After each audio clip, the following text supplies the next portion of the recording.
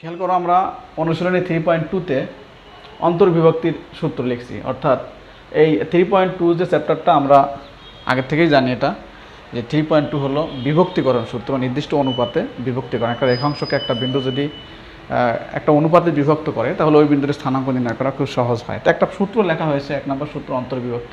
দুইটা সূত্র আছে, একটা হলো অন্তর্বিভক্তি সূত্র, একটা হচ্ছে বহির্বিভক্তির সূত্র। তো অন্তর্বিভক্তি সূত্রটা আমরা একটু প্রয়োগ শিখে নিই, আসলে এর দ্বারা কী বোঝানো হচ্ছে। এ x1 y1 একটা বিন্দুর স্থানাঙ্ক x1 y1 ধরার অর্থ হলো এখানে সংখ্যা আছে, এখানে বি হলো x2 y2 বিন্দুদ্বয়ের সংযোগ রেখাংশকে সি আর একটা বিন্দু m1:m অনুপাতে অন্তর্বিভক্ত হলে এত বিন্দুতে অন্তর্বিভক্ত হলে এই যেখানে যে এক্স আর ওয়াই আছে সেই এক্স ওয়াইয়ের মান এভাবে বের করা যায়। এই কথার অর্থ হলো, দেখো আমি একটু এখানে লিখি, দুইটা বিন্দু মনে করো, এইখানে হলো এ একটা বিন্দু, বি আর একটা বিন্দু। তো এটা হলো x1 y1 আর এটা হচ্ছে x2 y2। তো এই দুই বিন্দুর সংযোজক রেখা তো আগে এঁকেছি, এ বি হলো এর সংযোজক রেখা। এই রেখাকে সি আর একটা বিন্দু, ধরো সি মাঝখানে যে কোনো একটা বিন্দু আমি ধরলাম, এটা সি বিন্দু স্থানাঙ্ক পরে লিখি। সি বিন্দুতে m:n অনুপাতে, এই যে যেহেতু এই যে এ আর বি, প্রথমে এ বি, এই যে এ থেকে সি এটুকু ধরা হয়েছে m1 আর বি থেকে সি এটুকু হলো m2। অর্থাৎ এই বিন্দুটা এ বিকে দুইটা অংশে ভাগ করেছে, একটা এসি অংশ একটা বিসি অংশ বিভক্ত করেছে। তো এই যে ভাগ করছে সেই ভাগের অংশের অনুপাত m1:m2, তার মানে এসি হলো m1 আর বিসি হচ্ছে m2। এই অনুপাতে যদি বিভক্ত করে তাহলে এই সি বিন্দুর স্থানাঙ্ক আমরা সহজে সূত্র দিয়ে বের করি। সি বিন্দুর স্থানাঙ্ক যদি হয় এক্স ওয়াই, তাহলে যে এক্স হলো এটা। তো এটা মনে রাখার সহজ টেকনিক হলো, এক্স বের করার জন্য খেয়াল করো, এত এবং মনে রাখার টেকনিক বলতেছি। এক্স যেহেতু সরাসরি অনুপাত যে দুইটা আছে সেই অনুপাত দুইটা উপরে যোগ করব, নিচে যোগ করব, উপরেও যোগ করব, একটু জায়গা, দেখো এখানে একটু জায়গা রেখে এভাবে যোগ করছি। আবার এখানেও তাই লিখবো হুবহু, নিচে m1 প্লাস m2। এটা কিন্তু মনে রাখার টেকনিক আমি আলোচনা করছি জাস্ট। সূত্রের প্রমাণের চেয়ে এটার ব্যবহার যদি শিখতে পারি সেটাই উত্তম হবে আমাদের জন্য। তারপরেও কেউ যদি শিখতে চাও, শিখলে ওই লেকচারটা দেখলেই হয়ে যাবে। তো খেয়াল করো, একই জিনিস, যেহেতু এটা এক্সের মান বের করতেছি, এখানে হবে x2, এখানে হবে x1, এখানে শুধু এক্স এর কাজ। আবার এখানে যেহেতু ওয়াই মান বের করছি, এখানে y2, 2টা আগে 1টা পরে y1, এই দুটোই কিন্তু এখানে লেখা হচ্ছে। এটা হলো সূত্র। তো আমি যদি একটা এক্সাম্পল ব্যবহার করি এটার জন্য, দেখো আমি একটা অঙ্ক লিখছি। তো দেখো বই থেকে একটা প্রশ্ন লিখেছি যেন এই উদাহরণের সাথে সাথে আমাদের বইয়ের অঙ্ক সলভ হয়ে যায়। একটা প্রশ্ন, যে বিন্দু 1, 4 এবং 9, -12 বিন্দুদ্বয়ের সংযোজক রেখাংশকে 5:3 অনুপাতে অন্তর্বিভক্ত করে তার স্থানাঙ্ক নির্ণয় করে। খেয়াল করো, এখানে দুইটা বিন্দুর স্থানাঙ্ক দেওয়া আছে, একটা হলো এ আর একটা হচ্ছে বি। অনুপাতটা দেওয়া আছে m1:m2 এর অনুপাত দেওয়া আছে 5:3। যে বিন্দুটা মানে সি বিন্দুটা 5:3 এর মধ্যে অন্তর্বিভক্ত করে তার স্থানাঙ্ক নির্ণয় করতে পারছে, মানে সি বিন্দুর স্থানাঙ্ক। আমি সি বিন্দুর স্থানাঙ্ক যদি এক্স ওয়াই ধরে নেই, খেয়াল করে এখানে যেহেতু জাস্ট বোঝানোর জন্য, তাহলে এই বিন্দুটা ধরো এ বিসি না ধরলেও চলে। আমি যদি লিখি প্রদত্ত বিন্দুদ্বয়, সলিউশন দেখো তো ধরি সি একটা বিন্দু, যে বিন্দুটা আমাদের বের করতে হবে, সে বিন্দুটি এ বিকে 5:3 অনুপাতে অন্তর্বিভক্ত করে। ওই কথাগুলি লিখছি, দেখো প্রশ্নের মধ্যে যেরকম লেখা আছে সেটাই লিখছি, বিভক্ত করে। তাহলে আমরা এখন এক্স এর মান খুব সহজে বের করতে পারবো। ওই যে উপরে যে সূত্র, বিভক্তিকরণ যে সূত্র, সেই সূত্র থেকে বের করতে পারবো। আমি এখানে এক্স এর মানটা ব্যবহার দেখাচ্ছি, বাম পাশে ওয়াই দেখাবো। এক্স ইকুয়াল টু, সূত্র কি বলছিলাম, m1 প্লাস m2। m1 কিন্তু এখানে 5, m2 কিন্তু 3, তাহলে 5 প্লাস 3 লিখলাম। আচ্ছা ওয়াই এখানেই দেখাই, এবং ওয়াই ইকুয়াল টু একইভাবে 5 + 3 5 + 3, খালি এখানে একটু জায়গা রাখছি একটা কারণে। এখন দেখো এখানে যেহেতু দুইটা বিন্দু, এটা হবে x1 y1, এটা হবে x2 y2, এই যেখানে যাবে এ আছে, তাহলে এখানে কিন্তু সূত্রে x2 আছে, দেখো তাকাই x2 x1, এখানে x2 গুণ করবো, x2 কোনটা হবে, x কিন্তু এটা আর এটা হবে x2, এটা হবে x1, তাহলে x2 x1 হচ্ছে 1, এই যে 1, এটা কাজ শেষ। এখন এখানে আসি, এটা কিন্তু গুরুত্বপূর্ণ, এই যে এই লাইনটা লেখাই গুরুত্বপূর্ণ। y এর মান বের করবো, y এর মানে কি আছে দেখেন y2 y1, এখানে কিন্তু y2 আছে, y2 মানে এখানে y, এই দুটো কিন্তু y, 4y আর -12 হচ্ছে y, তাহলে এখানে হবে -12, যেহেতু মাইনাস আছে একটা প্রথম বন্ধনী দিলাম, আর y1 হচ্ছে 4। এখন ক্যালকুলেশন করলে x এর মান পাওয়া যাবে, একবারই ক্যালকুলেশন করে দেখো, 5 নং 45 আর 3 × 3 48, আর নিচে 5/3 8 দিয়ে যদি ভাগ করা যায়, 48কে 8 দিয়ে ভাগ করলে 6 হয়। এটা 3 × 12, মানে 5 × 60, খেয়াল করো এটা কিন্তু 60 এর হলো +12, তাহলে -48 নিচে 8, তাহলে -6, এটা 48। সুতরাং আমরা বলতে পারি, সুতরাং সি বিন্দুর স্থানাঙ্ক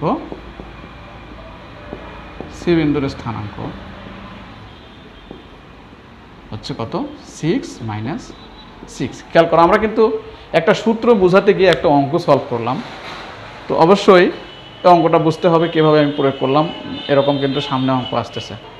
তো খেয়াল করো এই সূত্রেরই কিছু বর্ধিতাংশ আছে, কিছু অনুসিদ্ধান্তর মতো আছে, এই সূত্র থেকেই ওগুলো জানার প্রয়োজন হবে। হ্যাঁ, ধরো একটা নাম্বার দিচ্ছি এখান থেকেই, এই সি বিন্দু যদি এর মধ্যবিন্দু হয়, এটা নাম দেই সমদ্বিখণ্ডক বিন্দু,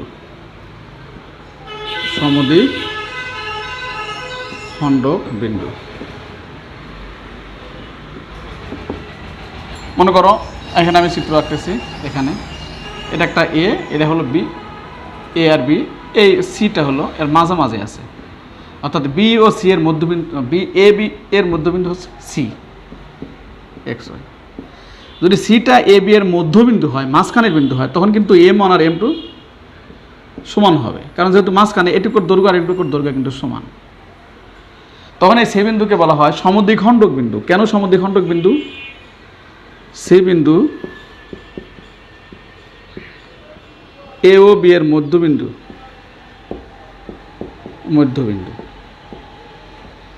তাহলে এখানে একটা বেসিক শেখার বিষয় আছে। যদি সি বিন্দুটা, যে বিন্দুটা বিভক্ত করতেছে একটা রেখাকে, সেটা যদি মধ্যবিন্দু হয় ওই রেখার, তাহলে কিন্তু অবশ্যই আমরা বলতে পারি অনুপাতটা সমান হবে, M1 এবং M2 কিন্তু সমান হবে। এবং এই বিন্দুটাকে বলা হয় সমদ্বিখণ্ডক বিন্দু, কারণ সমান দুই ভাগে ভাগ করছে। দেখো, একটা নাম হলো মধ্যবিন্দু আর একটা হচ্ছে সমদ্বিখণ্ডক বিন্দু। এ ও বি কে সমান দুই ভাগে ভাগ করছে, যেহেতু এই বিন্দুটা এটাকে সমান দুই ভাগে ভাগ করছে, তাকে সেজন্য সিকে বলা হয় সমদ্বিখণ্ডক বিন্দু। তখন এই বিন্দুতে স্থানাঙ্ক নির্ণয়ের জন্য এই সূত্র দরকার নাই, সরাসরি তখন এখন এক্স নির্ণয় করার জন্য বা সি বিন্দুর স্থানাঙ্ক নির্ণয় করার জন্য খুব সহজ টেকনিক। দেখো এই বিন্দুটা আমি লিখে নেই, x2 y2। খুব সহজ টেকনিক হলো, এই সি বিন্দুর স্থানাঙ্ক এক্স এর মানটা হবে এই যে এক্স এবং এই এক্স এর গড়, তাহলে x1 plus x2 divided by 2, আর ওয়াই এর মান হবে y1 plus y2 divided by 2। এটাই হলো এক্স, এই যে এই এক্স, এটা হলো সি বিন্দুর স্থানাঙ্ক। তো এটা জাস্ট মধ্যবিন্দু হলে সেই বিন্দুর স্থানাঙ্ক কীভাবে নির্ণয় করে, অনুপাতের প্রয়োজন হয় না, জাস্ট এই যে দুই পাশের দুইটা এক্সকে গড় করতে হয়, ওয়াইকে গড় করতে হয়। আর এই বিন্দুটাকে সমদ্বিখণ্ডক বিন্দু বলা যায় এবং মধ্যবিন্দু বলা যায়। এই বেসিকটা আলোচনা করার জন্য আমি এতগুলো কথা বললাম। এরকম 1 নম্বরে ছিল, এই একে ছিল সমদ্বিখণ্ডক বিন্দু, মধ্যবিন্দু, M1 আর M2 যদি সমান হয়। এখন হলো সমত্রিখণ্ডক বিন্দু। সমত্রিখণ্ডক একটা রেখা আমি এভাবে আঁকছি, বড় একটা রেখা, ধরো এ একটা বিন্দু, বি একটা বিন্দু, আগের মতোই সবগুলো উদাহরণ একরকমই দিচ্ছি, x1 y1। তো এই রেখাকে, এ বি রেখাকে সমান 2 ভাগে ভাগ করে একটা বিন্দু, কিন্তু সমান 3 ভাগে যদি ভাগ করে, এই রেখাকে 3 ভাগে ভাগ করবে। প্রথমত 3 ভাগে ভাগ করলে এভাবে দুইটা বিন্দু মাঝখানে লাগবে, 3 ভাগে ভাগ করে, খেয়াল করো। তো এই যে সমান 3 ভাগে ভাগ করার জন্য কিন্তু দুইটা বিন্দুর প্রয়োজন হয়। এই দুইটা বিন্দুকে বলা হয় সমত্রিখণ্ডক বিন্দু। একটা ধরলাম সি আর একটা ধরলাম ডি। অর্থাৎ এ বি সরলরেখাকে দুইটা বিন্দু যদি এটাকে সমান 3 অংশে ভাগ করে, তখন এই 3টা বিন্দুকে বলা হয় সম ত্রিখণ্ডক বিন্দু। দ্বিখণ্ডক কিনা কিন্তু ত্রিখণ্ডক বিন্দু। তাহলে সম ত্রিখণ্ডক বিন্দুর ক্ষেত্রে একটা বেসিক জানা প্রয়োজন। সি বিন্দুটি খেয়াল করো, এটা যেহেতু সি এই পাশে আছে, এইটুকুর দৈর্ঘ্য যদি আমরা এক্স ধরি, বোঝানোর জন্য বলছি এক্স, তাহলে এখান থেকে শুরু করে এটা আপাতত না, আমি সি নিয়ে কাজ করতেছি, তাহলে এই পুরোটুকু কিন্তু হবে 2x। কারণ আমরা বলছি কি এই 3টা সমান 3 ভাগে ভাগ, এটাকে যদি যা ধরবো এটা হবে তার দ্বিগুণ, পুরোটা হবে তার দ্বিগুণ। তাহলে আমরা যদি এই বিন্দু কল্পনা করি, তাহলে সেই বিন্দুটা পুরোটাকে কী কোন অনুপাতে ভাগ করে, তাহলে আমরা বলতে পারি 1:2 অনুপাত। এটুকু যদি 1 হয়, এটুকু হবে 2। সমদ্বিখণ্ডক বিন্দু, সুতরাং সি বিন্দুটি এ বিকে 1:2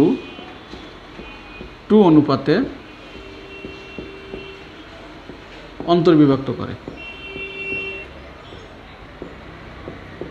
বিভক্ত করে। এটা হলো বেসিক কথা, যে 1:2 অনুপাতে। আবার যদি আমি ডি বিন্দুর কথা চিন্তা করি, ডি বিন্দু কিন্তু আবার 2:1 অনুপাতে, কারণ এইটুকু হলো 2, এটুকু হচ্ছে 1। 1:2 না, তো এটা হবে 2:1 অনুপাতে অন্তর্বিভক্ত করে, অন্তর্বিভক্ত করে। তো এই বেসিকটার জন্যই আসলে এই আলোচনা করলাম। কি আলোচনা করলাম দেখো, সি বিন্দুটা এ বি এর একটা সমদ্বিখণ্ডক বিন্দু। সমদ্বিখণ্ডক বিন্দু হয় 2টা, তো আমরা একটার কথা আলোচনা করতেছি, সি ধরলাম সমদ্বিখণ্ডক বিন্দু। এই কথা বলা যে কথা, যদি বলি সি বিন্দুটি এ বিকে 1:2 অনুপাতে অন্তর্বিভক্ত করে, একই কথা। 1:2 অনুপাতে অন্তর্বিভক্ত করা মানেই হলো সি বিন্দুটা হবে এ বি এর সমত্রিখণ্ডক বিন্দু। তো 1:2 অথবা 2:1 যেই হোক, আবার ডিও এর সমদ্বিখণ্ডক বিন্দু, কারণ সমদ্বিখণ্ডক বিন্দু হলো 2টা। তো ডি বিন্দু যদি সমদ্বিখণ্ডক বিন্দু হয়, তাহলে এটা হবে 2:1 অনুপাতে অন্তর্ভুক্ত করবে। এই যে বিষয়টা, এই যে 1:2 আর 2:1, এইটা শেখানোর উদ্দেশ্যেই আমি সমদ্বিখণ্ডক বিন্দু নিয়ে একটু আলোচনা করতেছি, কারণ অঙ্কের মধ্যে এগুলো আছে। তাহলে আমি আবার সারমর্ম কথা বলতেছি, সমদ্বিখণ্ডক বিন্দু হওয়া মানেই হলো হয় সেটা 1:2 অনুপাতে অন্তর্বিভক্ত করবে, আর না হয় 2:1 অনুপাতে অন্তর্বিভক্ত করবে। একটা যদি 1:2 অনুপাতে অন্তর্বিভক্ত করে, তাহলে আর একটা করবে 2:1 অনুপাতে অন্তর্বিভক্ত। তো খেয়াল করো, আমরা 1 নম্বর সূত্র আলোচনার পরে এবার 2 নম্বর সূত্র আলোচনা করতেছি। তো 2 নম্বর সূত্র হলো বহির্বিভক্তির ক্ষেত্রে। অন্তর্বিভক্ত মানে ভিতরে বিভক্ত হবে, আর বহির্বিভক্ত বাইরে। তো বহির্বিভক্তির ক্ষেত্রে এটা দ্বারা আসলে কী বোঝানো হচ্ছে, এটা নিয়ে একটু আলোচনা না করলে অঙ্ক ভালো করে বুঝবো না। মনে করে এ একটা বিন্দু x1 y1, আর এখানে হলো বি আর একটা বিন্দু x2 y2। তাহলে এ বি এর সংযোজক রেখা হচ্ছে এইটা, এই যেখানে লেখা আছে বিন্দুদ্বয় সংযোজক রেখাংশকে। আর একটা বিন্দু সি, এগুলো বিন্দু নিয়ে এত চিন্তা করার কারণ নাই, এটা একটা রেখা। এ বিকে সি বিন্দুটি m1:m2 অনুপাতে বহির্বিভক্ত করে। ধরো আগের সূত্রের সাথে পার্থক্য শুধু এখানে অন্তর্বিভক্তের জায়গায় বহির্বিভক্ত লেখা আছে, তাই কিন্তু অন্যটা। বহির্বিভক্ত মানে হলে সি বিন্দুটা এ বি এর বাইরে হবে, হয় এই পাশে হবে আর নয় ওই পাশে হবে। অর্থাৎ এই রেখার উপরে আরেকটা বিন্দু হবে বাইরে, ধরো এরকম। এটা হলো বি বিন্দু, এটা হচ্ছে এ বিন্দু, আর এটা হচ্ছে সি বিন্দু, এটা হলো এক্স। এরকম যদি বহির্বিভক্ত করে, তাহলে সূত্রটা হলো এরকম। তখন সূত্রটা আমরা কীভাবে মুখস্থ করব, খেয়াল করো। আমাদের তো উদ্দেশ্য হলো এই যে এক্স ওয়াইয়ের মান বের করা, মানে সি এর স্থানাঙ্ক বের করা। এই দুটোর স্থানাঙ্ক তো দেয়াই থাকবে এইটা। তো সেক্ষেত্রে এক্স এর মান নির্ণয়ের জন্য আগে কিন্তু বহির্বিভক্তের ক্ষেত্রে মাঝখানে প্লাস ছিল, আমরা এখন মাঝখানে মাইনাস দেবো। একইভাবে m1 একটু জায়গা রেখে মাইনাস দিয়ে m2 লিখছি, দেখো এত। এবং মনে রাখার জন্য এটা বলছি, y = একই জিনিস লিখতেছি, দেখো m1 - m2, m1 একটু জায়গা রেখে m2 লিখছি মুখস্থ করার জন্য। দেখো সেম, এটা যদি x এর মান, তাহলে এখানে হবে x2, এখানে হবে x1, আর এখানে যেহেতু y এর মান, এটা হবে y2, এখানে হবে y1। এর মুখস্থ করার টেকনিক বলে দিলাম। পার্থক্য হলো অন্তর্বিভক্ত হলে এই দুই জায়গায় প্লাস হবে, এখানে এখানে প্লাস হবে, আর বহির্বিভক্ত হলে এখানে এখানে মাইনাস হবে। m1 m2 দ্বারা এই পুরোটা এখান থেকে শুরু করে শেষ পর্যন্ত এই সি পর্যন্ত দূরত্বকে বলা হয় m1, আর এখান থেকে এখান পর্যন্ত দূরত্ব যে আছে এটুকুকে বলা হয় m2। খেয়াল করো দূরত্বটা কিভাবে হয়, যেই বিন্দুটা বিভক্ত করে সেই বিন্দু থেকে অন্য দুই বিন্দুর দূরত্ব, সি বিন্দু থেকে এ বিন্দু, এ সি সমান হলো এম1, অর্থাৎ এসি অনুপাত বিসি ইকুয়াল টু কিন্তু M1 = M2, এটা বোঝানো হয়। কিন্তু আগে অন্তর্বিভক্তির ক্ষেত্রে এই জায়গায় কিন্তু অনেকে ভুল করে, বহির্বিভক্তির ক্ষেত্রে মনে করে AB = BC, এটা তা কিন্তু নয়। যেমন অন্তর্বিভক্তির ক্ষেত্রে কেমন ছিল, অন্তর্বিভক্তির ক্ষেত্রে এরকম এ ছিল, বি ছিল, মাঝে কিন্তু সি ছিল, এসি এটুকু ছিল M1, এটুকু ছিল M2, অর্থাৎ বিভক্তির বিন্দু থেকে প্রথম বিন্দুর অনুপাত দৈর্ঘ্য আর হলো বিভক্তি বিন্দু থেকে দ্বিতীয় বিন্দুর দৈর্ঘ্য। একইভাবে যদি এই সিটা বাহিরে হয়, খেয়াল করো, সিটা যদি বাহিরে হয় তাহলে এই বিন্দু থেকে প্রথম বিন্দুর অনুপাত দৈর্ঘ্য হলো M1 এটুকু বোঝায়, আর এটা থেকে দ্বিতীয় বিন্দুর দূরত্ব এটুকু হলো M2। তো এই যে এই বিষয়টা খুব গুরুত্বপূর্ণ, বহির্বিভক্তির ক্ষেত্রে M1 M2 দ্বারা কী বোঝায় আর অন্তর্বিভক্তির ক্ষেত্রে M1 M2 দ্বারা কী বোঝায়, অনুপাতটা কী বোঝায়, সেটা অঙ্ক করতে আমাদের প্রয়োজন হবে। এই বহির্বিভক্তির সূত্রটা প্রয়োগের জন্য আগের প্রশ্নটাই লিখেছি। দেখো 1,4 ছিল, যে বিন্দু 1,4 এবং 9 - 12 বিন্দু দ্বারা সংযোজিত রেখাংশকে 3:4 অনুপাতে অন্তর্বিভক্ত করে, না এখানে ছিল 5:3 অনুপাতে অন্তর্বিভক্ত, আগের যে উদাহরণটা দিলাম এটা 3:4 অনুপাতে বহির্বিভক্ত কথা আছে, সেক্ষেত্রে সেই বিন্দুটার স্থানাঙ্ক কী হবে। তো আমি ওটা এটা একটু সংক্ষেপে করি। ধরে নিলাম সেই বিন্দুটা হলো XY, বহির্বিভক্ত করে, সেক্ষেত্রে আমরা ওই সূত্র অ্যাপ্লাই করি, একই সূত্র, ওই আগের যে সূত্র সেই সূত্রের মাঝে শুধু মাইনাস। তো আমরা এক্সের মান বের করি, দেখো ডান পাশে বাম পাশে x = অনুপাত কী ছিল 3 আর 4, তাহলে আমি সূত্র মনে রাখার টেকনিক বলছি কি, অনুপাত দুইটা বিয়োগ করবো এভাবে নিচে উপরে, এখানে একটু জায়গা রেখে -4 এত, এবং y এর মান কী হবে একইভাবে 3 - 4, এখানে কিন্তু M1 = M1, এই যে M1 = M2 দেওয়া আছে হলো 3:4, এই কারণে কিন্তু এই কাজ করতেছি, এটা কারণে বোঝানোর জন্য যেহেতু। আচ্ছা 3 - 4, এটা কিন্তু XY একই লিখলাম। এখন আসি x এর মান যে বের করব, তো এখানে হবে x2, এখানে কিন্তু x1, দেখো এই যে x2 কোনটা হবে, এই যে A আর B যেহেতু দুইটা বিন্দু, এইটা হলো x, এটা হলো x, এটা হলো x1, এটা x2, তাহলে x2 হলো 9 আগে লিখবো এখানে × 9, আর x1 হচ্ছে 1। আবার y এর মান নির্ণয় করবো, এখানে y কী হবে নির্ণয় করব, তাহলে y হলো 4 আর হচ্ছে -12, তো এটা হলো y1, এটা হচ্ছে y2, তাহলে y2 আগে হবে, দেখো সূত্রে y2 আগে আছে -12, y1 হচ্ছে 4। এখন ক্যালকুলেশন করলে যা আসবে তাই, এটা মেইন বিষয় নয়, এটা 3 নং 27 -4, আর এখানে -1, আর এখানে আসে 3 × 12 = 36 -16, নিচে হচ্ছে -1। তো এখানে দেখো 27 থেকে যদি আমরা 4 বিয়োগ করি তাহলে হয় 23 -23, আর এটা কি হয়, এটা হলো -36 -16, তাহলে -52, এই মাইনাস কাটা যায়, তাহলে হয় শুধু 52। তো সংখ্যা কি হলো সেটা বিষয় নয়, বিষয় হলো যে আমরা যে বহির্বিভক্তির যে সূত্র, সেই সূত্রটা প্রয়োগ করার টেকনিক আসলে শিখতে পারছি কিনা, সেটা হলো মেইন। এটাও গুরুত্বপূর্ণ সূত্র, ত্রিভুজের ভরকেন্দ্র সংক্রান্ত সূত্র, আমাদের কিছু অঙ্ক করতে হবে ভরকেন্দ্র রিলেটেড। হ্যাঁ, তো এটা কেমন, একটা ত্রিভুজের যদি 3টা শীর্ষবিন্দুর স্থানাঙ্ক দেওয়া থাকে, মনে করো এটা A, এটা হলো x1 y1, x2 y2, c হচ্ছে x3 y3। খেয়াল করো একটা ত্রিভুজের 3টা শীর্ষবিন্দুর স্থানাঙ্ক দেওয়া আছে। এখন বললো যে এই ত্রিভুজের ভরকেন্দ্রের স্থানাঙ্ক কত। তো ভরকেন্দ্রের স্থানাঙ্কে সরাসরি সূত্র দিয়ে বের করা যায়, কিন্তু ভরকেন্দ্র সম্পর্কে যদি একটু ধারণা না থাকে তো সমস্যা। ভরকেন্দ্রের সংজ্ঞা কী আসলে, সংজ্ঞা হলো একটা ত্রিভুজের মধ্যমা 3টা যে বিন্দুটি ছেদ করে তাকে ভরকেন্দ্র বলে। মধ্যমা কি, মধ্যমা হলো এক বাহুর মধ্যবিন্দু অপর শীর্ষের যোগফল, একটা মধ্যমা, এটা একটা মধ্যমা। আবার এই বাহুর মধ্যবিন্দু, এসি বাহুর মধ্যবিন্দু এটা যোগ করলাম, এটা একটা মধ্যমা, অর্থাৎ AD BE এর একটা মধ্যমা। আবার এটা মধ্যবিন্দু যোগ করলাম F। খেয়াল করো ABC একটা ত্রিভুজের 3টা মধ্যমা, AD BE C এর 3টা মধ্যমা।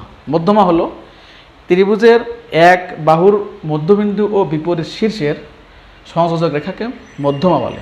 এই তিনটা মধ্যমা আসলে ছোটবেলায় শিখেছো। ছেদ করছে যে বিন্দু সেটা হলো ভরকেন্দ্র। এই ভরকেন্দ্রের স্থানাঙ্ক নির্ণয় করা যায় খুব সহজেই একটা সূত্র দিয়ে। এই সূত্রটা হলো ABC ত্রিভুজের ভরকেন্দ্র, ত্রিভুজ এত এর ভরকেন্দ্র, একবারে সংক্ষেপে ভরকেন্দ্র সমান এই দেখো স্থানাঙ্ক কি, এই তিনটার গড় x1 plus x2 plus x3 divided by 3 comma আবার y এর মানগুলোর গড় y1 y2 plus y3 divided by 3। এটা হলো ভরকেন্দ্র নির্ণয় করার সহজ টেকনিক বা সহজ সূত্র এটা। কিন্তু ভরকেন্দ্র কি সেটা জানার জন্য কিন্তু একটু আলোচনা করলাম আমরা, ভরকেন্দ্র আসলে কাকে বলে। তো এটা এই সূত্রটা প্রয়োগ হবে। এবারে 2 নাম্বার দেখো 3-এর 2, এটা গুরুত্বপূর্ণ বিষয় হলো, দেখো আমি লিখে দিচ্ছি, বর্গ রম্বস সামান্তরিক আয়তক্ষেত্র, এই যে 4টা চতুর্ভুজ, যে বিশেষ প্রকারের চতুর্ভুজ আয়তক্ষেত্র, এই 4টা চতুর্ভুজের ক্ষেত্রেই এত এর কর্ণদ্বয় পরস্পরকে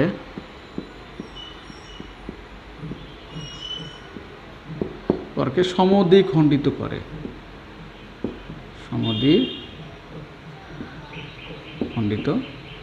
করে, এই শব্দটা বোঝানোর জন্য আমি এতগুলো কথা বলতেছি। মনে করো যে কোনো একটা উদাহরণ আমি দিচ্ছি, ধরো আয়তক্ষেত্র অথবা সামান্তরিক আঁকলাম, এখানে সামান্তরিক আঁকলাম, সামান্তরিক এবং এগুলোর ব্যাপারে কিন্তু ধারণা তোমরা আগে থেকে জানো। এই যে 2টা কর্ণ, এই একটা কর্ণ আর হচ্ছে এই একটা কর্ণ, এই কথার অর্থ হলো কর্ণদ্বয় পরস্পরকে সমদ্বিখণ্ডিত করে। মানে একটা কর্ণ, ধরো এটা ধরলাম এসি, এটা হচ্ছে বিডি, তো এসি কর্ণ বিডিকে সমান 2 ভাগে ভাগ করে। তো এটা যদি ও হয়, প্রথমে এসি যদি এই বিডিকে সমান 2 ভাগে ভাগ করে, কাকে ভাগ করছে 2 ভাগে? বিডিকে। তাহলে মানে হলো বিও আর ডিও কিন্তু সমান হবে, অর্থাৎ ওবি ওডি কিন্তু সমান হবে, ওডি সমান ওবি। খেয়াল করো। আবার যদি বিডি এসিকে 2 ভাগে ভাগ করে, তার মানে হবে ও এ ইকুয়াল টু ওসি। এই উপপাদ্যগুলো কিন্তু তোমরা পড়ে আসছো, যেরকম ক্লাস 8-এই আছে এটা, যে আয়তক্ষেত্র এবং সামান্তরিকের কর্ণদ্বয় পরস্পরকে সমদ্বিখণ্ডিত করে, প্রমাণ আছে। 8ম শ্রেণীর যে উপপাদ্য আছে, উপপাদ্য দেখবে এটা প্রমাণ আছে।